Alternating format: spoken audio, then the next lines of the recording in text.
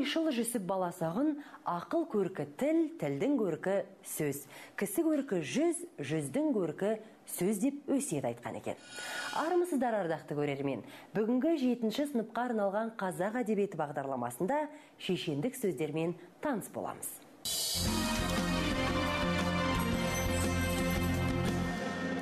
Шешендік өнер ақындық, жыраулық, жыршылық, айтыс секілді қазақ әдебиетінің өзіндік ерекшелігін көрсететін негізгі жанрлардың бірі.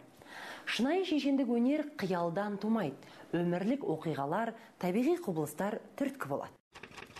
Шешендік сөз өнері жайлы Ахмет Байтұрсыновтың әдебиеттанытқыш деген еңбегінде ол кісі былай дейді: шешендік сөз өнері байымдаманың ішіне кіреді дейді.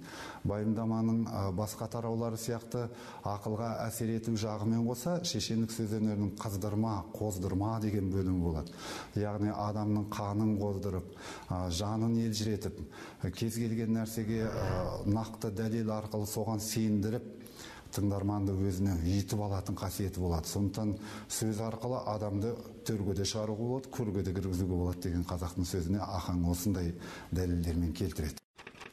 Шешендік сөздер көркем әдебиеттің жанрлары ертегі, батырлар жырлары, мақал мәтелдер, жұмбақ, жаңылтпаштар, қара өлең, термелер секілді ойыңды өрістетіп, тапқырлыққа баулып, үлгі насихат арқылы тыңдаушының таным дүниесін кеңейтіп, биік адамгершілік қасиеттерге үндейді.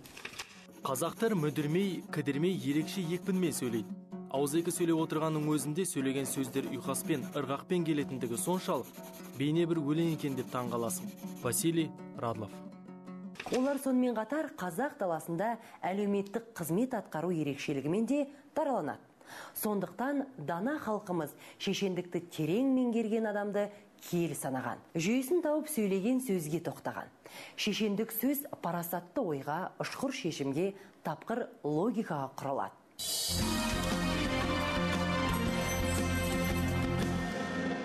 Қазақтың шешендік сөз тарихы 12-13 ғасырлардағы Майқы би мен Аяз билерден басталып, 14-15 ғасырлардағы Жиренше шешен, Асан қайғы есімдерімен жалғасып өркендей түсті. Халық арасында Майқының бірқатар нақыл сөздері мен ой толғамдар қалды.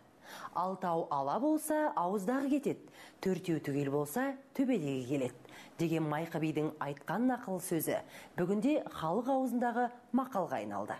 Майқы би жүздер арасында болып жатқан қызу айтыс-тартыстар мен дау-дамайларға да қатысып жүрген. Ол әрқашан халықтың шешендік сөздері мен мақал мәтелдеріне сүйене сөйлеген. Ол халық бірлігін бәрінен де жоғары қойған. Бірліксіз тірлік жоқ деген аталы сөз де Майқы бидің аузынан шыққан. Оны қазақтар ғана емес, татарлар, башқұрттар, қарақалпақтар, өзбектер де өз биіміз деп есептеген. Түгел сөздің түбі бір, түп атасы Майқы би дегенде нақыл бар. Шешендік сөз өнері даму үшін ең бірінші өзіне дейінгі көркем шешендік сөз өнерінен тәжірибе жинақтайды адам. Екінші, шешендік сөз өнерінің дамуының ең басты алғы шарты демократиялық қоғам, яғни сол шешендік сөзді қажет ететін орта қажет. Міне сондай орта керемет болған қазақтың бүкіл сөзді сүйер халқы осына ынтық болған кезде 19 ғасырда шешендік өнер керемет кеулеп өсті. Қазақ би шешендері алты алаштың тату тәтті, ақ жарқын заманда өмір сүруін аңсап өтті. Билер тарихында қазақтың Төле би, Қаз дауысты Қазбек, Әйтеке билерінің орны ерекше.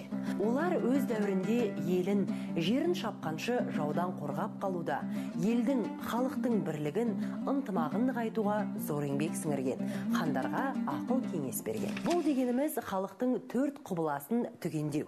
Осы мұратқа орай Төле би біліп айтқан сөзге құн жетпейді, тауып айтқан сөзге шын жетпейді дейді.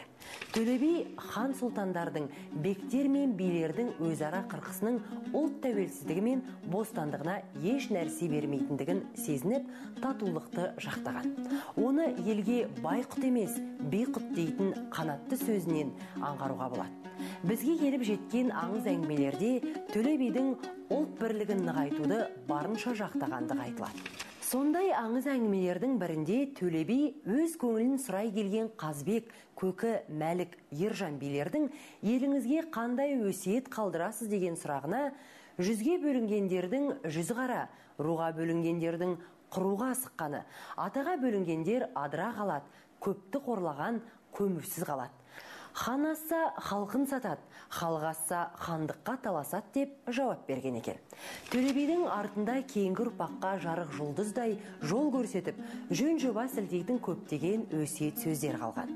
Бидің шешендік сөздері айтпақ ойының ұшқыр да тапқырлығымен, тап басатын көркем теңеулерінің дәлдігімен, тілінің өткір де айқындылығымен ерекшеленеді. Жалпы халықтық тілдің ішінен әбден сұрыпталып алған әдеби тілмен сөйлеу.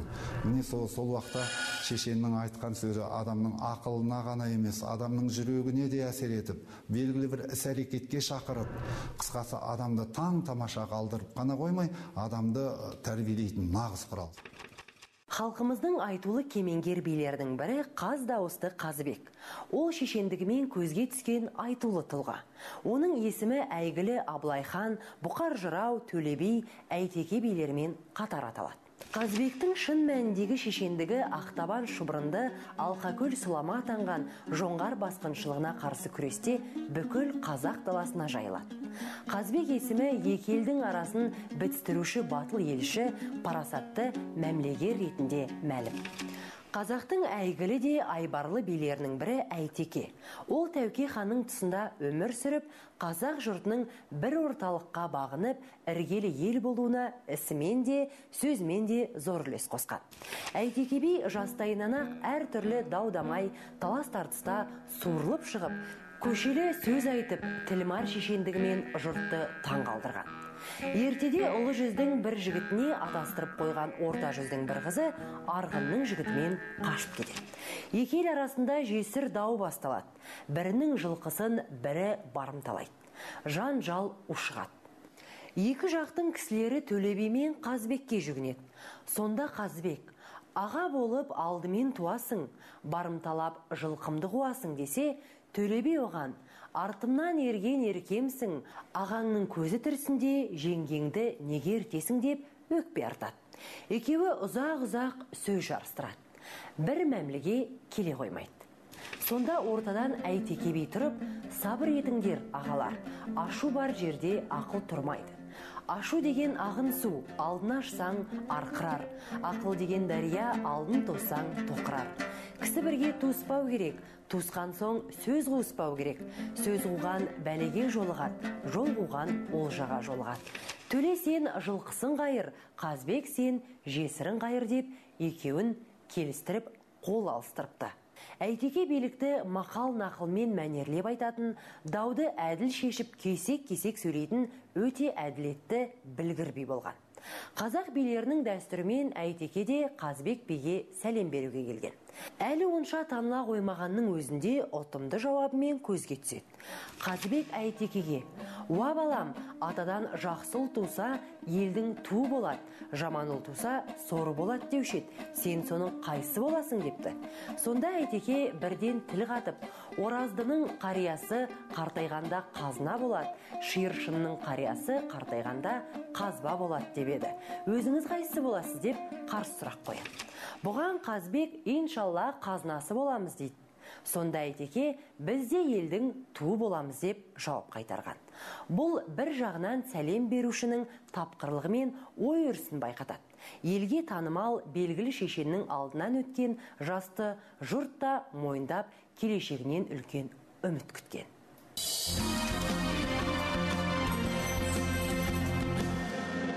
Түрлі тарихи қиын кезеңдерде шешендік өнер қоғамға қызмет етті. Шешендер жауласқан елдің арасына бітім айтатын, күлгенді жылатып, жылағанды жұбата алатын даналық сөздер иесі. Мұндай сөз білетін, жөн білетін адамдар ел ісіне белсене араласқан. Билер шешендер айтқан даналық сөздерді оқып, көңіліңізге тоқып жүрейік деген ниетпен мен сіздермен қоштасам.